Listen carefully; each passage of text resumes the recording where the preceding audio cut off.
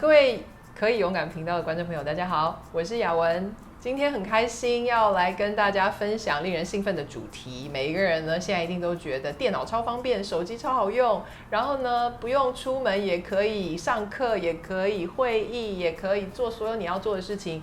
可是真正在我们的心里面，常常是感到孤单，因为我们都需要真正的连接，真正的温暖，真正的在一起。有时候呢，虽然有这些方便的工具，可是好像没有温度。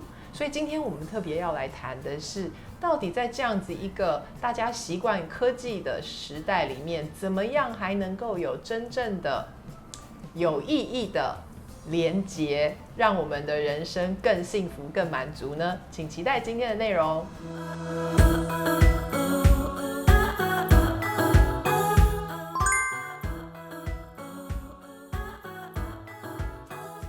This is just a generalization, but in I get general, the Asian culture is very introspective, Right. because they try to be perfect, and they're always trying to attain and achieve perfection. And there's a really high standard in the home with the kids to achieve perfection. Everyone's trying to get mom and dad to praise them for how hard they can work and what they can accomplish. And so there's always so much introspection. Did I do this right? Am I doing the right thing? And then on top of that, the challenge is that most people have about 50,000 thoughts that go through, that they say to themselves a day. 70% of all of those words are negative. For Asian, maybe 90. Yeah. Every culture has its challenges. So like Americans would be arrogant. They feel entitled. They feel entitled to good things. They feel entitled to being taken care of. But Asian culture, it would be perfectionism, which would be shame, right? So lots of shame, lots of walking around feeling shame. Only my 9-year-old is still Carefree? Yeah. But the other two, they think about every consequences before they take any actions, and they think about how other people might react. Yeah. All the time. All the time. All the time. Yeah. And part of that is, okay, we want to give them the other piece, which says, you are enough. Right. You don't have to prove that you're good enough. You're not what other people think about you. That's not who you are. There's a really good quote. It's called The Man in the Arena. It's a really short poem. And people should, if you're struggling with imperfection or perfectionism, you should read that quote. It's called The Man in the Arena by Theodore Roosevelt. I won't be able to quote the whole thing, but it basically says that the person who really gets credit, the person who should feel really good about themselves, is not the person who doesn't try because they don't want to fail. Not the spectators. Yeah, it's the person who tries really hard. Right. And even if he fails, well, at least he fails because he did his best. Right, right. And so, kids, it's so hard because kids are under so much peer pressure all day long. We have social media, so psychologists would say that when you and I grew up, we had about 9 hours of peer pressure a day because there wasn't nobody was texting When you're home with your family, You're done. No friends, you're done.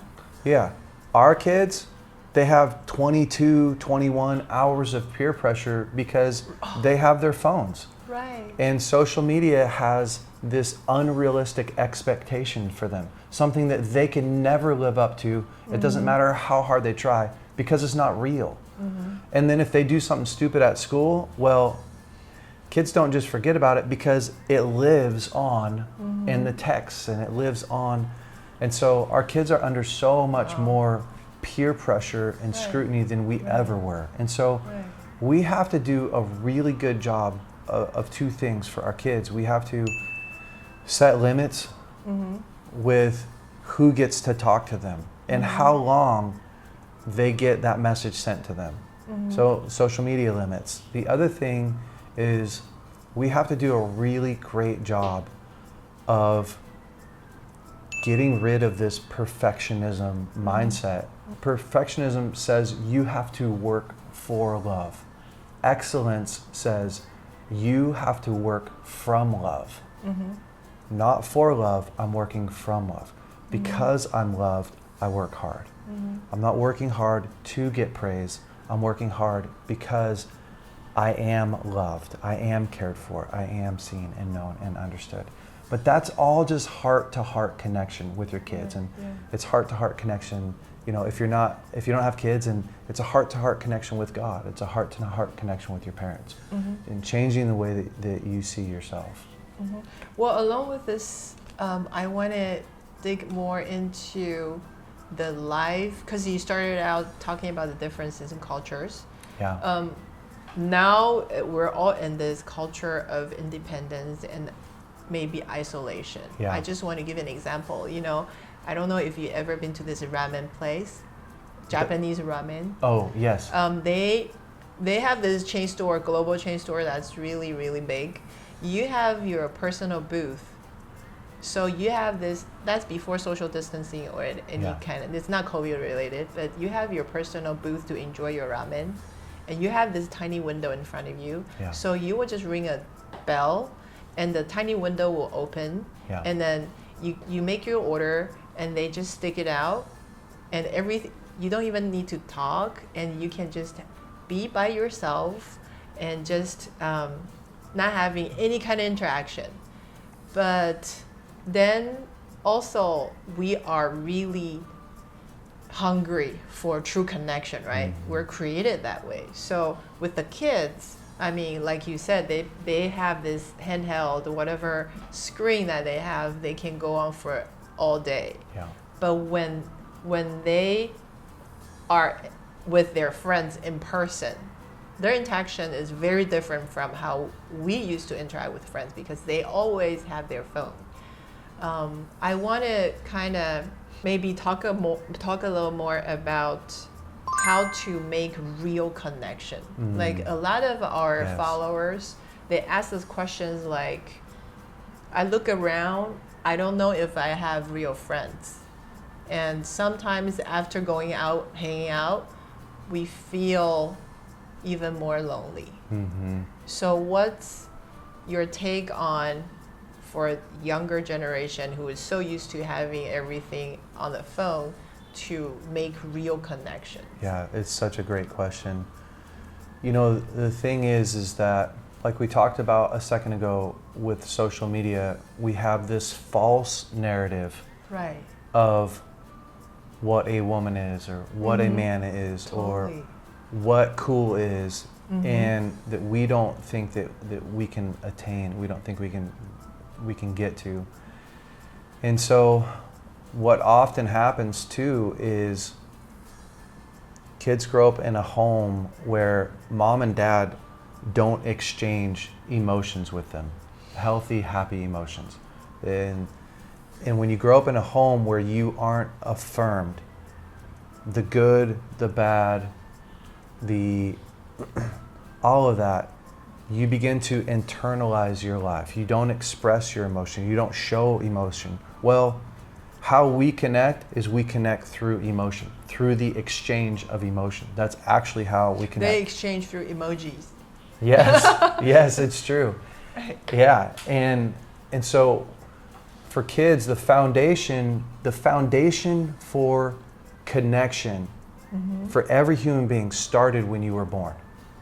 It started when you were really, really born. When you're really, really young. Your parents, they gave you an identity. Right. You didn't create the identity, they gave it to you. So if they loved you, cared for you, nurtured you, you fall down, they pick you back up and they say, it's okay. You have this healthy, good identity that I'm lovable. Right. If your parents didn't spend time with you like that, if they were super busy, you didn't get a lot of time, well, you got a message that says, I don't know if I'm lovable. Well, if you don't think you're lovable, then you are not going to exchange those emotions. You're not going to let someone into the deepest parts of you so that they can see you, because your experience in your childhood was, when I open up, it's painful. So I'm not opening up. So we live in one of the most lonely, isolated, secluded, painful generations that's ever lived, because we are not opening up to one another and saying, take a look inside of me, really see. And that it's not like you have to sit down with a girlfriend and say, take a look inside of me, really see. It's a woman sitting next to a woman saying, I had a really challenging day today. I'm really struggling with feeling worthy of love. Or I had such a hard time. I felt so nervous today. And letting another woman into that, to see you, to love you, to carry that with you, not to fix it, just to see it. If you'll do that, if you'll create relationships where you can do that, you walk away feeling seen, feeling known, feeling understood, feeling really loved, feeling connected. And so our society is terrified that what I think to be true about myself, you will also think to be true of myself. And what I think to be true of myself is that I'm not worthy of love. I'm not worthy of connection.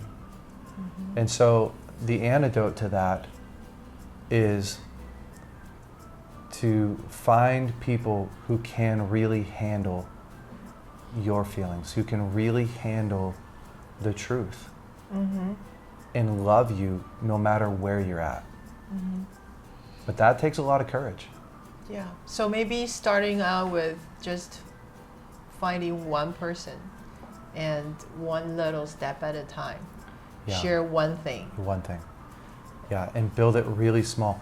Experiences can do that. Like when we were kids, we'd go on mission trips to other places. Share experiences. Yeah, shared experiences create this bond, this really great bond. And when we start to bond together, then we naturally want to go deeper. Right, and, right. And that sounds so natural, but I love how you could break it down. Like, you know, from hanging out, doing things, fun things together. Yeah. And then you have that connection, you naturally wanted to go deeper instead of like grabbing a person and say, look at me on the inside. Yeah. But I think that's very good principle for this generation when everything is on Zoom, Google Classroom. Yeah, go do something. Yeah, do something together. For men especially, men don't bond face to face. Men bond shoulder to shoulder. Oh. Men with men. And so men want to conquer. They want to achieve. They want to. So for men, like with my boys don't want to sit down and tell me how they feel. Yeah, they will be intimidated. They want to go do something with me. And in doing stuff with me, we will have the conversations about what's going on. But they that's how they connect. Women connect face to face. They want to go get dinner and talk and explain their emotions. That's great. For a man will get there, but he needs to go. It's why we love sports.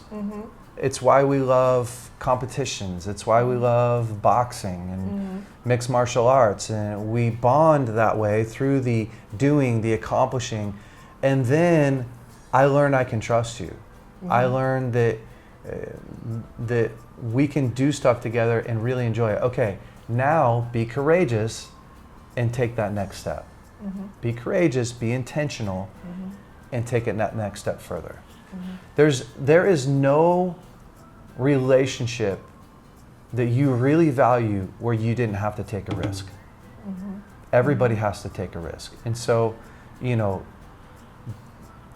there's no way that you have a really deep relationship without first risking something. You know, another really great first step for people is if they're really struggling with that self-worth, loneliness, they could go see a counselor. A lot of people think, oh, only broken people see counselors. It's not true at all. Like, I see a counselor. My wife sees counselors. My kids see counselors.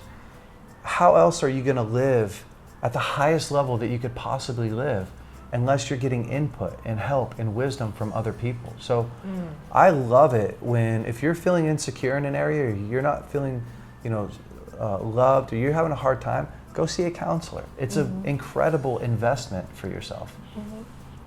I love that, and I feel bad to having to interrupt you. I want to give all the time to you, but let me summarize a little bit what we talked about in Chinese. 我们刚刚谈到的呢，很多是在说到真正的人与人之间那个爱的温暖。因为现在很多的这些网络，让我们好像有时候不知道碰到真人的时候要怎么交朋友。然后在这一集呢，Jason 跟我谈到很多非常有用的工具。那刚刚听到那么多这些步骤工具啊，有没有已经给你一些想法，让你想要开始怎么尝试了呢？如果你有一些的想法，我要找谁，我们可以一起去做什么，或是刚刚讲到男生女生的不同，请你留言在下面，把你觉得你可以开始采取的行动告诉我们。那今天我们的节目就到这边，你可以勇敢。Can we do that again? Yeah. Together. 可以勇敢。可以勇敢。I'll count to three. 3, 2, 1. 可以勇敢，耶！